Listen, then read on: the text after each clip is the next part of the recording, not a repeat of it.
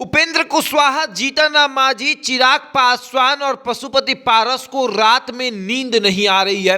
अब नींद नहीं आने का कारण यह है कि सीट बंटवारा नहीं हुआ है, और सीट बंटवारा तो छोड़ दीजिए, भाजपा ने कह दिया है कि आप लोग अभी शांत रहिए, पहले हम अपना सीट देख लेते हैं।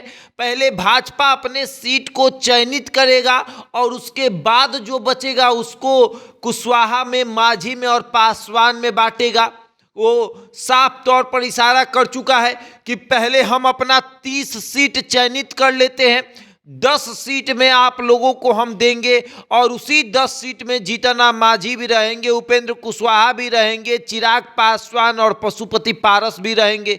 और वहीं एक तरफ उपेंद्र कुशवाहा कह रहे हैं कि 5 सीट पर हम चुनाव लड़ेंगे, और चिराग पासवान कह रहे हैं कि हम 4 सीट पर चुनाव लड़ेंगे, 9 सीट यही हो गया। वहीं पशुपति पारस हैं, वो भी कह रहे हैं कि 5 सीट पर हम भी चुनाव लड़ेंगे, तो 14 सीट ये हो गया। और जीतन मांझी पीछे कैसे हटे, 3 सीट का वो भी दावा कर रहे हैं, तो 17 सीट हो गया। अब भाजपा कह रही है कि 30 सीट पर हम चुनाव लड़ेंगे और 30 सीट को चयनित करेंगे कि किस किस सीट पर भारतीय जनता पार्टी मजबूत है, और उसके बाद तमाम सहयोगी दलों को सीट देंगे।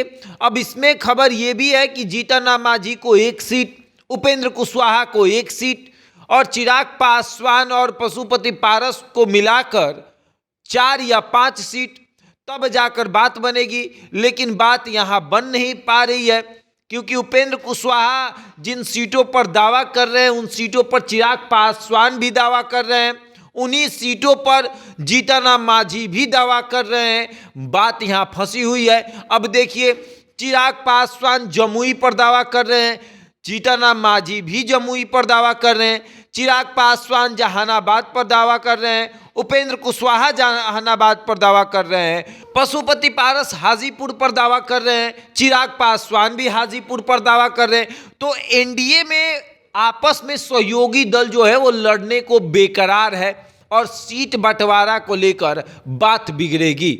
मांझी, कुशवाहा और पासवान जी में लड़ाई होगा, और भारतीय जनता पार्टी आसानी से अपना सीट जो है वो चयनित करेगी, और अभी इन लोगों में लड़ाई छिड़ा हुआ है। तमाम चीज़ें जो हैं वो देखने को मिल रही है, जहां एक तरफ चिराग पासवान कह रहे हैं कि भाजपा के बड़े नेताओं से हमारी बातचीत हो रही है, तो पशुपति पारस कह रहे हैं कि हमारी क्या छोटे नेताओं से बात हो रही है, हमारी भी बड़ी नेताओं से बात हो रही है।